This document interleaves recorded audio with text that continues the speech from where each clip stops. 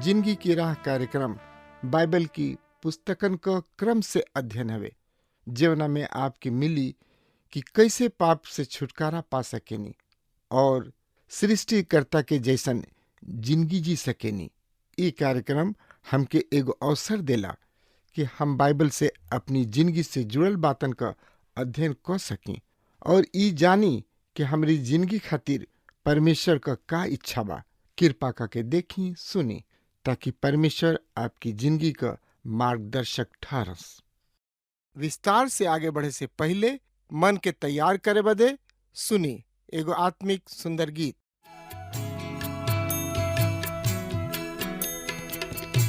यीशु के शरणवा में शांति मिली है भाई, यीशु के आराधना में मन का लगाई, यीशु के आराधना में मन का लगाई, यीशु के आराधना में।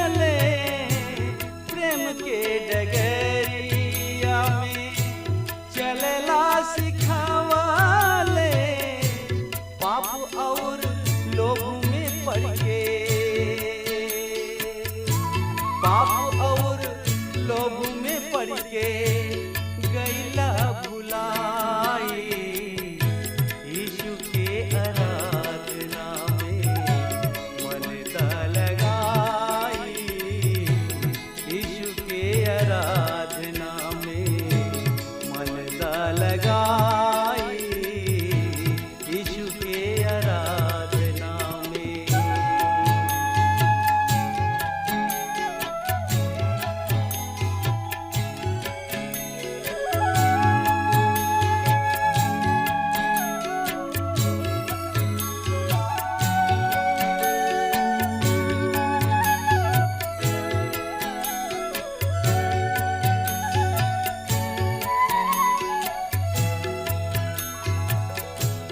अंधविश्वास में फंस के परमेश्वर के छोड़ देला, अंधविश्वास में फंस के परमेश्वर के छोड़ देला।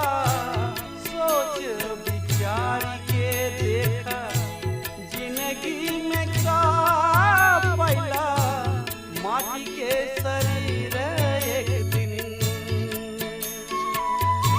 माटी के शरीर एक दिन माटी हो जाई, यीशु के आराधना में मन का लगाई, यीशु के आराधना में मन का लगाई, यीशु के आराधना में।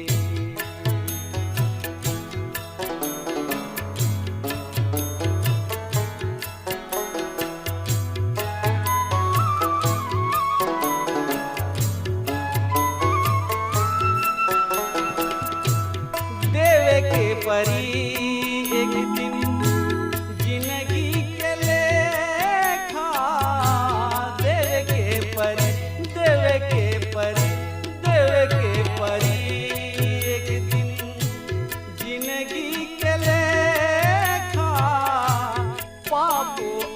अधर्म के आपन कर्मवा के देखा, पापो अधर्म के आपन कर्मवा के देखा, बाप पूत हित नाथ, बाप पूत हित नाथ, केहू ना बचाई यीशु के शरणवा में शांति मिली है भाई, यीशु के आराधना में मन त लगाई, यीशु के आराधना में।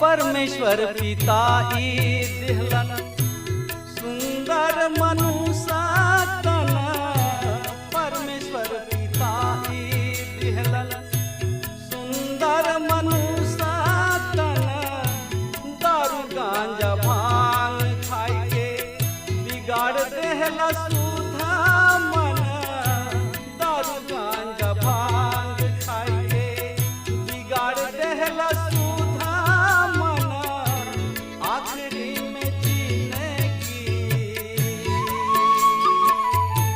आखिरी में जीने की बेकार हो जाई, यीशु के आराधना में।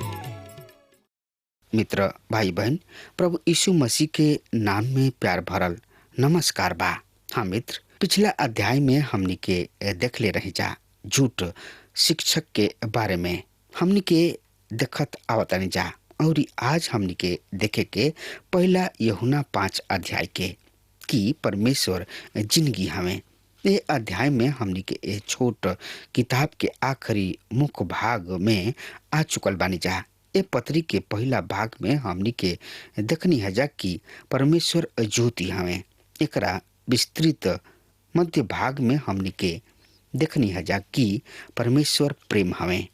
ये आखिरी अध्याय के विषय है परमेश्वर जिंदगी हमें। आई अब देखल जाओ ये संसार पर विजय के बारे में। ये प्रथम 5 अध्याय में यूहन्ना इस संसार पर विश्वासी सबके संबंध में बातचीत करताने। यहाँ उल्लेखित संसार के अर्थ ये समस्त ब्रह्मांड से बा, जौन की इस संसार के सब संगठन, सब शासन, सब स्वार्थ, इकर लालच, इनकर दुख, इनकर रोग और उनकर भयानक पाप के साथ यूहन्ना ई कहे जा रहल बाने कि परमेश्वर के संतान के खातिर ऐसे संसार पर जीत हासिल कईल संभव बा। मित्रता एकरा बारे में जानकारी खातिर वह हमरा संगे आपन पवित्र शास्त्र बाइबल निकाल लेनी ह तो ओहमे देखी पहला यूहन्ना 5 अध्याय के 1 पद एह तरी से बखान कर रहल बा। सुनि ध्यान से हम ए पद के रोज सामने पढ़ रहल बानी। जेकर ई विश्वास बा कि यीशु ही मसीह हमें, ऊ परमेश्वर से पैदा भइले, और जे केहू पैदा करे वाला से प्रेम करला ऊ उनका से भी प्रेम राखेला, जौन की उनका से पैदा भइल बा।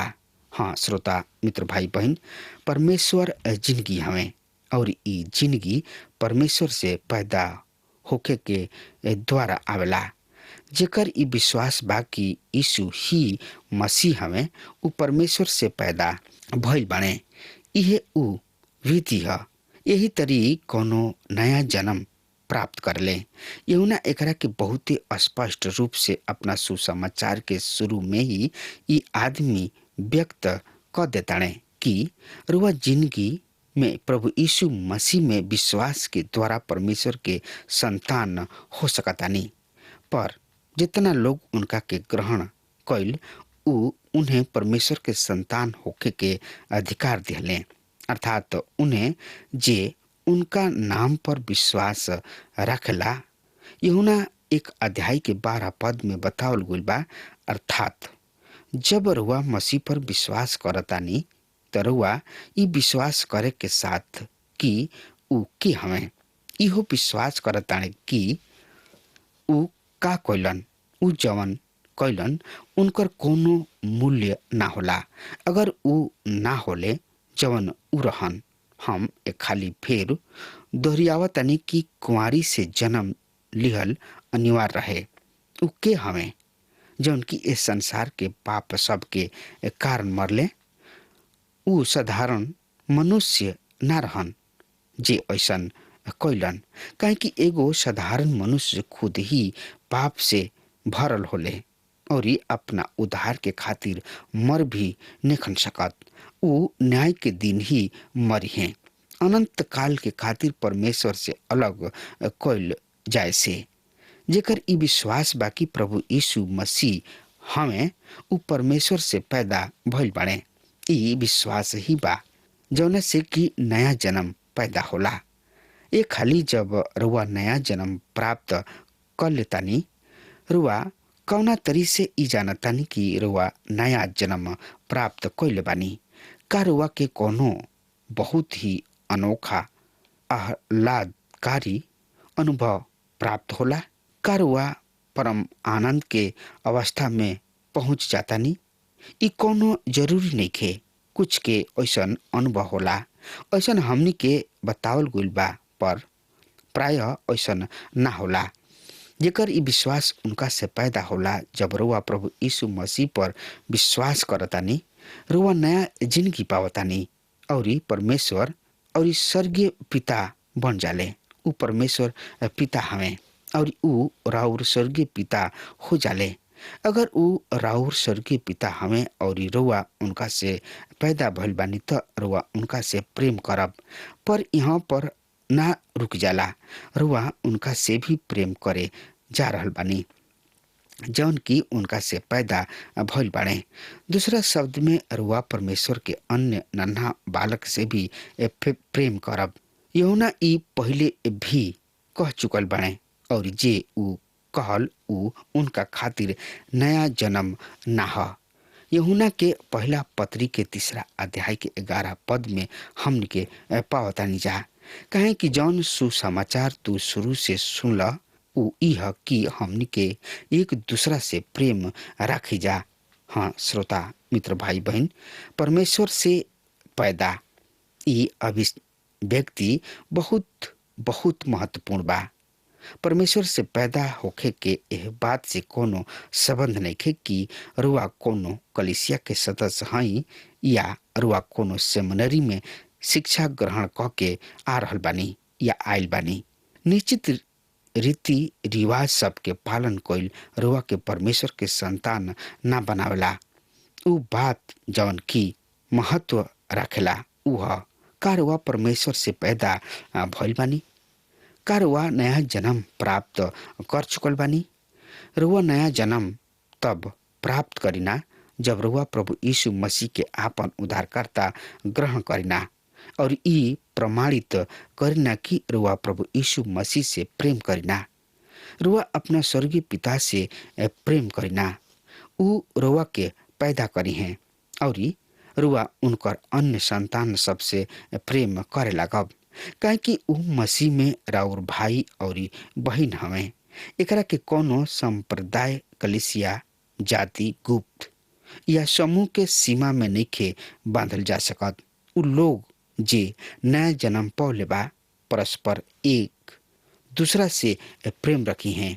ई पत्री बतावले कि कौना तरी रुआ अपना उद्धार के विश्वास प्राप्त कर सकतानी। साथ ही साथ यूहन्ना रुआ के ये बात के कुछ प्रमाण भी देले कि रुआ परमेश्वर के संतान हई। पहले यूहन्ना 2 अध्याय के 29 पद ए तरी से बतावता, यदि तू जाना तड़ कि ऊ धर्मी हमें तो इहो जाना तड़ कि जे केहू धर्म के काम करला वो उनका से जन्मल बा। हाँ मित्र, परमेश्वर के संतान अपना जिंदगी में धार्मिकता के काम करला। एकर ई अर्थ नइखे कि धर्म के काम कोनो असाधारण काम ह, कोनो असामान्य काम ना ह। और ई काम रउआ के कबो कबो करे के ई रउआ जिंदगी के चलन बने के चाही। एक काम में रउआ कई हाली गिरब फिसलब, पर यदि रउआ परमेश्वर के संतान हई त रउआ धर्म के काम जरूर करब। हाँ श्रोता मित्र भाई बहन, दूसर का ह पहला यूहन्ना 3:9 जे केहू परमेश्वर से जन्मल बा ऊ पाप ना करला, काहे कि उनकर बिया उनका में बनल रहेला। ऊ पाप कर ही नहीं के सकत, काहे कि परमेश्वर से जन्मल बा। जे परमेश्वर से जन्म ले बा ऊ पाप ना करी। ऊ पाप में आपन जिंदगी ना बिताई, ओ में आमोद प्रमोद ना करला और पाप के आपन जिंदगी ना बितावेला। पाप एगो पापी के जिंदगी शैली है। ऊ आपन जिंदगी पाप में ही बितावेला और उनका से ई आशा ना कइल जाला कि ऊ ऐसन ना करी। जब तक हमनी के मसीह में ना आई न जा, हमनी के पाप ही जी ही न जा। तीसर का है पहला यूहन्ना 4:7 ये तरी से बतावता श्रोता मित्र भाई बहन, हे प्रिय लोग, हमनी के आपस में प्रेम रखी जा, काहे कि प्रेम परमेश्वर से बा। जे केहू प्रेम करला ऊ परमेश्वर से जन्मल बा और परमेश्वर के जानेला। हाँ मित्र, जे परमेश्वर के संतान है वो अपना दूसरा विश्वासी भाई बहन से जरूर प्रेम करी। ई एगो ऐसन कसौटी है जौन की रउआ के ई बतलावेले कि रउआ परमेश्वर से पैदा बानी या ना। का रउआ अपना मसीही भाई बहन से प्रेम करीना मित्र। चौथ का है पहला यूहन्ना 5:4 काहे कि परमेश्वर से प्रेम राखल ई बाकी हमनी के उनकर आज्ञा सब के मानी जा और उनकर आज्ञा सब कठिन बा। हाँ मित्र, जे मसीह के संतान ह उनका संसार पर जय प्राप्त होला। पहला यूहन्ना 5:3 इस तरी से बता रहल बा, काहे कि परमेश्वर से प्रेम राखल ई बाकी हमनी के उनका आज्ञा सब के माने के बा और उनकर आज्ञा सब बहुत ही कठिन बा। मित्र, आई यही लगले हमनी के पढ़े समझे सोचे विचारे खातिर पढ़ लिहल जाओ। पहला यूहन्ना 5:18 हम जानत तानी जे केहू परमेश्वर से पैदा भइल बा ऊ पाप ना करला, पर जे परमेश्वर से पैदा भइल बा ओकरा के ऊ बचा के राखेलन और ऊ दुष्ट ओकरा के छुए ना पाई। हाँ श्रोता मित्र भाई बहन, परमेश्वर के संतान खुद के शैतान से बचा के राखेला। ए अध्याय में परमेश्वर के संतान होके के दूगो स्पष्ट प्रमाण बा। दू जन्मजात लक्षण दिहल गइल बा। यूहन्ना यहाँ परमेश्वर के संतति होके के कुछ निश्चित मापदंड प्रेम आज्ञाकारिता और सत्य पर बल देत उनकर चर्चा कर रहल बने। प्रेम आज्ञाकारिता और सत्य ई परमेश्वर के संतान सुस्पष्ट प्रतीक है। पहले यूहन्ना 5:2 ए तरी से बतावता, जब हमनी के परमेश्वर से प्रेम राखी न जा और उनकर आज्ञा सबके मानी न जा तो हम यही से जानतानी कि हमनी के परमेश्वर के संतान से प्रेम राखी न जा। हाँ मित्र, यहाँ उनकर आज्ञा सबसे यूहन्ना के का अर्थ बा। एकर आज्ञा सब के अर्थ पुराना नियम में दिहल गइल बा। दूसरा शब्द में कहल जाए श्रोता मित्र भाई बहन, ये आज्ञा सब के अर्थ पुराना नियम में दिहल गइल व्यवस्था सबसे नहीं खे, वरन प्रभु यीशु मसीह द्वारा उनका ए पृथ्वी पर रहत समय दिहल गइल आज्ञा से बा। उदाहरण के खातिर पहला थिस्सलुनीकियों के 5 में हम पढ़ी न जा, बल्कि लगभग 22 आज्ञा सब के पावतानी। सदा आनंदित रह 16 निरंतर प्रार्थना में लागल रह 17 इत्यादि। ये आज्ञा सब वर्तमान विश्वासी सब के खातिर बा। परमेश्वर के हर एगो संतान ये सब आज्ञा के अपना जिंदगी में बने के रखे चाहेलन। उनकर इच्छा ये सब आज्ञा सब के पालन करे के होला और ऐसन कैल उन्हें भावेला। पहले यूहन्ना 5:3 काहे कि परमेश्वर से प्रेम राखल ई बाकी हमनी के उनका आज्ञा सब के मानी जा और उनकर आज्ञा सब कठिन बा। हाँ श्रोता मित्र भाई बहन, उनकर आज्ञा सब भारी नइखे। एकरी अर्थ नइखे कि ई आज्ञा पालन करे में कठिन बा, वरन ई पालन करे में रुआ पर कोनो बोझ ना थोपेला। यूहन्ना कहतानी कि परमेश्वर के संतान उनकर आज्ञा सबके पालन करे चाहता। ई उनकर आज्ञा सबके पालन करलन और ऐसन करे में उन्हें कोनो कठिनाई ना होला। हम ओ छोट लड़की के कहानी याद आवता। वो छोट लड़की हिष्टपुट भारी बच्चा के उठौले जात रहे। एगो चिंता तुर महिला उनका से पूछली, नन्ही लड़की, का ई बच्चा तोरा खातिर बहुत भारी नहीं खे? उ छोट लड़की उनका के जवाब दिली, ना ई भारी नहीं खे, ई तो हमार भाई ह। ये उ बात बा, उ विचार ह जौन की फर्क पैदा करला और हम पसंद पूर्वक ओ बोझ के अपना भाई समझ के उठाइना। कहे के मतलब ई बा कि ई आज्ञा सब हमनी पर कोनो ना थोपेला, काहे कि हम एकर पालन करिना, यानी कि हम एकर पालन प्रेम के द्वारा करिना। परमेश्वर के संतान के ई बढ़िया तरी जान ली कि उनका केहू से अपना खातिर कुछ करे के आशा नहीं रखे के, वरन उनका से अपना काम के द्वारा, अपना रिश्ता के द्वारा दूसरा सब के प्रति अपना प्रेम के प्रकट करे के बा। यूहन्ना 13 अध्याय के 35 पद एह तरी से बतावता, यदि आपस में प्रेम करब त यही से सब जनिहे कि तू हमार चेला हवा। मित्र, यदि रुआ प्रभु यीशु मसीह से प्रेम करतानी, अगर रुआ अपना स्वर्गीय पिता से प्रेम करीना, तो रुआ आपस में दूसरा विश्वासी सबसे भी प्रेम करब। रुआ ई समझ जाइब कि रुआ उनकर आज्ञा सबके पालन कर रहल बानी और ऐसन कइल रुआ खातिर एकदम कठिन नइखे।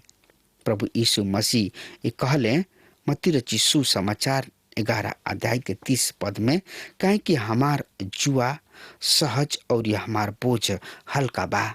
मित्र, ई रुआ खातिर एगो बोझ होई। जब रुआ परमेश्वर से सचमुच प्रेम नहीं करत, जब तक रुआ उनकर सेवा दिल से करे के इच्छा नहीं रखत, कलिसिया के काम और दूसर अन्य सेवकाई कभी भी रुआ खातिर कठिन ना हुई। का रुआ परमेश्वर के काम के करे में दिलचस्पी राखिना? का रुआ के एकर चिंता बा कि परमेश्वर के वचन कौना तरी से प्रसारित कइल जाओ? अगर ऐसन बा तो परमेश्वर के काम कभी भी बोझ ना बनी और उनकर वचन लोगन के दिल और जिंदगी के प्रभावित करत रही। हाँ श्रोता मित्र भाई बहन, पहले यूहन्ना 5 अध्याय के 4 पद एह तरी से बता रहल बा, और उ के ह जौन की दुनिया पर जीत पावला, खाली उहे जे ई विश्वास करला कि प्रभु यीशु मसीह परमेश्वर के बेटा हमें। मित्र, चूंकि आज हमनी के मसीही जिंदगी में जीत के संबंध में बहुत कुछ सुने के मिलेला, ये कुछ विचित्र लगता। नया नियम में एकर उल्लेख बिरले ही भइल बा। उ का ह जौन की संसार पर जय प्राप्त होला? ये हमनी के विश्वास बा। ई विश्वास ही बा जौन की हमनी के बचावेला, और ई विश्वास ही है जौन की हमनी के बना के रखेला। हमनी के विश्वास के द्वारा बचावल जाई न जा, हमनी के द्वारा बचावल जाई न जा। हमनी के मसीह यीशु में विश्वास पैदा परमेश्वर के संतान हई जा, और ई विश्वास ही उ एकमात्र साधन है जकरा द्वारा हम और रउआ इस संसार पर जय प्राप्त करे जोग बनी न जा। अब हमनी के एगो शत्रु बा, और यूहन्ना इस शत्रु के संबंध में पहले भी बता चुकल बाने। पहला यूहन्ना 2 अध्याय 15, दुनिया से प्रेम जन कर और न ओह कुल चीज से जौन दुनिया में बा। यदि केहू दुनिया से प्रेम करला तो ओकरा में पिता के प्रेम नहीं खे। हाँ मित्र, बतौर विश्वासी हमनी के इस संसार में बानी जा, पर ए संसार के ना है जा। इस संसार जौना में हम और रउआ रह रहल बनी जा पर बड़ा दुष्ट और बुरा संसार है। हमनी के एह में बड़ा ही सरलता से फंस सकतानी जा। एकर एगो उदाहरण पुराना नियम में पावल जाला जौना के उल्लेख कइल उचित होई। ई कहानी जौना के उल्लेख कइल एकदम सही बा। ई कहानी यीशु और इस्राएल के संतान के ओह देश में प्रवेश करे के कहानी है जौना से परमेश्वर उन्हें देवे के प्रतिज्ञा कइले रहन। यहाँ ई स्पष्ट कइल जरूरी बा कि प्रतिज्ञा के देश सड़क के रेखा चित्र पेश करता और गीत सब में वर्णित कनान के सड़क होके और ओ स्थान के होके जहाँ विश्वासी सब जई हैं और परमेश्वर अपना वचन में जौन बतौले बाणे ओकरा में मेल नइखे। वस्तुतः कनान ओ स्थिति के प्रतीक है जना में विश्वासी सब इस संसार में रहे के बा। हम के बंजर जमीन में रह सकतानी जा और आज बहुत सब विश्वासी बंजर जमीन हवे। बंजर जमीन में बिहड़ में कोनो आमोद प्रमोद ना होला। पुराना नियम में वर्णित इस्राएल सब के ऊ जंगल यात्रा आसान ना रहे पर कनान देश ऊ जगह है जहाँ हमनी के सब आत्मिक आशीष सब के प्राप्ति होला। जब यहोशू ओह प्रदेश में प्रवेश कैलन त ऊ उसे चांदी के तस्तरी में परोस के दे दिहल गइल। अगर हम और रउआ ओह आत्मिक आशीष के जौन की हमनी के ह का आनंद उठावल चाहतानी त हमनी के ई बढ़िया तरी समझ लेवे के होई कि हमनी के एकरा खातिर एगो लड़ाई लड़े के होई। शत्रु प्रदेश पर कब्जा कर रखले बाणे यानी कि नियंत्रण कर रहल बाणे और ऊ हमरा के युद्ध के लड़े बिना कोनो भी तरीके छुटकारा या विजय प्राप्त होके ना दिही। जब यहोशू प्रतिज्ञा के जमीन में प्रवेश कइल त ऐसे उनका सामने 3 गो शत्रु खड़ा रहन। जब तक वो ओह पर विजय प्राप्त ना कइलन ऊ ओह जमीन के ना ले सकले। ऊ पहला शत्रु यरीहो रहन और यरीहो इस संसार के प्रतीक है। यरीहो ही ऊ पहला स्थान रहे जहाँ यहोशू आक्रमण कइलन। स्पष्ट रहे कि ऊ एह बात के चेष्टा करत रहन कि ओ प्रदेश के 2 गो भाग में बात के एक खाली में एगो पर जीत हासिल कर ली। दूसर का शत्रु एगो छोट नगर है जौन की इस संसार के दुर्वासना के प्रतीक है। यहोशू वहाँ एगो छोट सैनिक टुकड़ी इस सोच के भेजले कि ओह नगर पर अधिकार कइल कठिन ना हुई पर वहाँ उसे करारी हार के सामना करे के पड़ल। बहुत से यरीहो इस संसार पर विजय प्राप्त कर लेवे पर प्राय दुर्वासना सब उनका पर विजय पा सकेला। दूसरा शब्द में बहुत से ऐसा संत बाणे जौन की संसार के चलन में ना उलझलन पर कलिसिया में जाले और गप सप में सांसारिकता में फंस जाले। ऐसा लोग यरीहो के चारों ओर तुरही फूक सकत रहन पर ऊ एक के चारों ओर तुरही ना फूक सकत रहन और आखिरी में गिबोनी लोग रहन जौन की शैतान के प्रतीक है। गिबोनी सब यहोशू से छल कइलन। शैतान शुरू से ही झूठ बोलत आइल बा। ऊ अब तक छल और धूर्तता करता। मित्र हमनी के चौथा पद में फिर आपस चली जा और एकरा के यरीहो के संदर्भ में देखी जा जौन कुछ परमेश्वर से पैदा भइल बा उ संसार पर जय प्राप्त करता। अगर वह परमेश्वर के संतान हई तो रुआ संसार पर जय प्राप्त करब। रुआ विजय कैसे प्राप्त पाइब और उ विजय जौना से संसार पर जय प्राप्त होला। हमरा विश्वास बा ई जय लड़ाई से ना वरन विश्वास के द्वारा है। ई आदमी यहोशू यरीहो पर जय कैसे प्राप्त कैलन। यरीहो उस शत्रु रहन जौन की उनका सामने रहे और उनका के ओ नगर के लेवे के रहे। ऊ ओह नगर के कौना तरी से लेबे जात रहन। युद्ध के द्वारा ऊ कोनो युद्ध ना कोइलन, पर परमेश्वर उनका के बतौले कि उनका का करे के बा। परमेश्वर कहले, हम नहीं चाहत कि तू ए नगर पर आक्रमण कर। हम नहीं चाहत कि नगर के फाटक सब में गिरा डाले के खातिर तू अद्भुत के प्रयोग कर। जौन काम हम तोहरा से करे चाहतनी ऊ ई बा कि नगर के चारों ओर घूम के लौट आवा। अपन सर्वश्रेष्ठ सैनिक सबके या विशेष दस्ता के अपना सेना के आगे रखे के बजाय हम चाहतानी कि 7 याजक वाचा के संदूक उठावले सबसे आगे चले और याजक नरसिंगा फुकत नगर के चारों ओर घूमे, पर तोहरा ओह नगर पर आक्रमण मत करिह। परमेश्वर यहोशू के एगो असाधारण तरीका बतौले। हाँ श्रोता मित्र भाई बहन, अब हमार समय खत्म हो रहा बा। तब तक खातिर वो हमरा के आज्ञा दी। परमेश्वर रुआ के बहुते बहुते आशीष देस। आमीन। हमके विश्वास बा कि ई कार्यक्रम आप सब खातिर फायदेमंद सिद्ध भइल हुई। अगर आप सबके लगे बाइबल से चाहे आपकी निजी जिंदगी से कोनो सवाल होके चाहे कोनो समस्या खातिर प्रार्थना करावे चाहतनी तो हमारी फोन नंबर पर जरूर संपर्क करें और आज का दिन आप खातिर सुखद बना।